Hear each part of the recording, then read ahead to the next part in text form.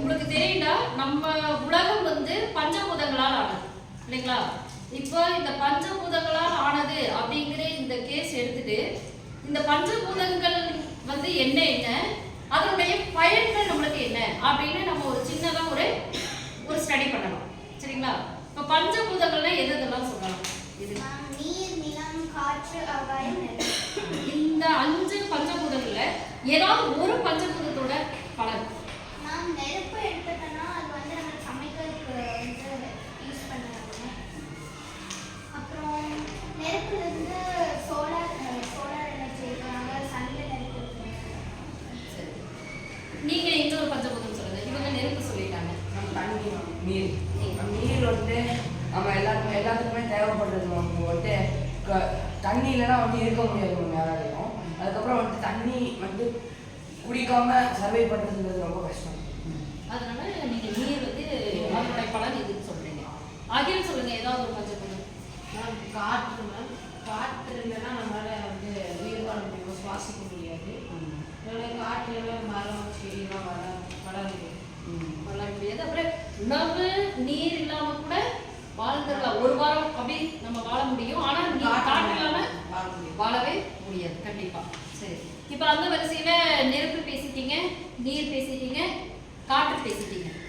நிலத்தோட பயன்னா என்ன சொல்லலாம் மகதி? மேம், நிலம்ல செடி கொடி அதெல்லாம் வளருதுல, அங்கிருந்து நமக்கு உணவெல்லாம் கிடைக்குது. நாம நிலத்துல தான் வாழ்ந்துட்டு இருக்கோம். அதனால நீங்க நிலத்தோட பயன்கள் எதுன்னு சொல்றீங்க. நக்சின் சொல்லுங்க, ஆகாயம். மேம், ஆகாயம் வந்து சூரியன் வந்து இப்போ நம்ம ஆகாயம் என்னன்னா நம்ம சூரியன் இருக்கிற யூவி வந்து நம்ம மேலே பட்டு நம்ம ஸ்கின் டிசீஸ் ஆகும்.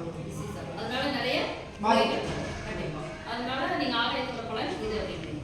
அப்ப இந்த 5ல ஏதாவது ஒண்ணு இல்லைன்னா கூட நம்மளால இந்த உலகத்துல வாழ முடியவே முடியாது. கண்டிப்பா இந்த 5மே நம்மளுக்கு இன்றியமையாது. அதனாலதான் இந்த 5ம் சேர்ந்ததுதான் உலகம் அப்படின்னு நம்ம தொல்காப்பியர் நம்மளுக்கு சொல்லியிருக்காரு.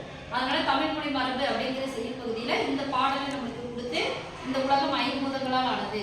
அதே மாதிரி நம்மளும் என்ன பண்ணணும் அப்படின்னா, எப்படி அது அதனுடைய நிலையிலிருந்து மாறாம இருக்குதோ அது மாதிரி நாமளும் நம்மளுடைய வாழ்வு நிலையிலிருந்து மாறக்கூடாது. மொழியையும் நம்ம என்ன பண்ணக்கூடாது, மாற்றி வழங்க கூடாது. ஒரு உயர்திணை எடுத்துட்டா உயர்திணையில தான் அதை முடிக்கணும், அக்ரிணை எடுத்துட்டா அக்ரிணையில தான் அதை முடிக்கணும் அப்படின்னு சொல்றாரு இல்லைங்களா? உலகம் எப்படி பஞ்சபூதங்களால் ஆனதோ அது போலவே இந்த உலகம் வந்து வழி வழியாக நம்ம முன்னோர்கள் பயன்படுத்திய வார்த்தைகளை சொற்களை நம்ம அப்படியே பயன்படுத்திட்டு இருக்கிறோம். அந்த வார்த்தைகள் அந்த மொழிகளை நம்ம என்ன பண்ணக்கூடாது, மாற்றி வழங்க கூடாது. இதுதான் மரபு அப்படின்னு நம்ம தமிழ் மொழி மரபு செய்யும் பகுதியிலிருந்து நம்மளுக்கு சொல்ல வர. அப்படி சொல்ல வரும்போது தொல்காப்பியர் இன்னும் கூட இந்த பஞ்சபூதம் ஐம்பூதம் அப்படின்னு சொல்ற மாதிரியே இரு திணை அப்படிங்கிற ஒரு வார்த்தையும் பயன்படுத்துறாரு. இரு திணைனா என்னன்னு உங்களால சொல்ல முடியுமா?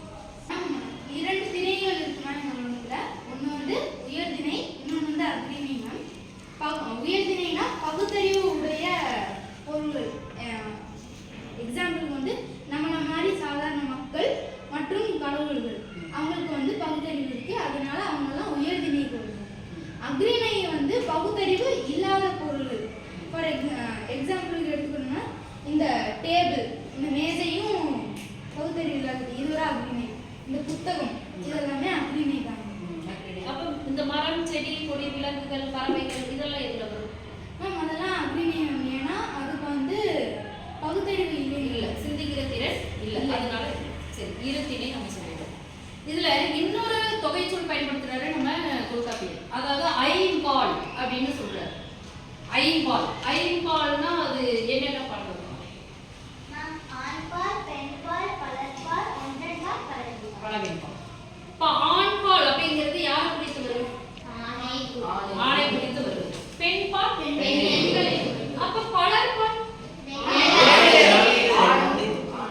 நீங்க சொல்லுங்க. பலர்பால்ங்கிறது ஆணையும் பெண்ணையும் ரெண்டையும் குறித்து வருவது பலர்பால். ஆண் இருப்பாங்க, பெண் இருப்பாங்க. சரி, இப்போ ஒன்றன்பால் அப்படிங்கிறது எதை குறிக்கிறது? யாராவது ஒருத்தர் அதை அக்ரிணைனா ஒன்று குறிச்சு வருது. அக்ரிணைனா ஒருமை, அதாவது ஒண்ணு மட்டும் சொன்னா அது ஒன்றன்பால். அப்ப பலவின்பால் அக்ரிணையிலே நிறைய இருக்கு. அக்ரிணையிலேயே நிறைய இருக்கிற பொருள்களை குறிச்சா அது பலவின்பால். சரி, இப்போ இந்த தமிழ் மொழி மரபு பாடல்ல இதுதான் நம்மளுக்கு தொல்காப்பியர் சொல்றாரு. சொற்களை நம்ம திரிவுபடுத்தி சொல்லக்கூடாது, முறையா தான் சொல்லணும். உலகம் எப்படி 5 பூதங்களால் ஆகி அதே முறைப்படி நடந்து வருது, அதாவது அதே முறைப்படி வாழ்ந்து உலகம்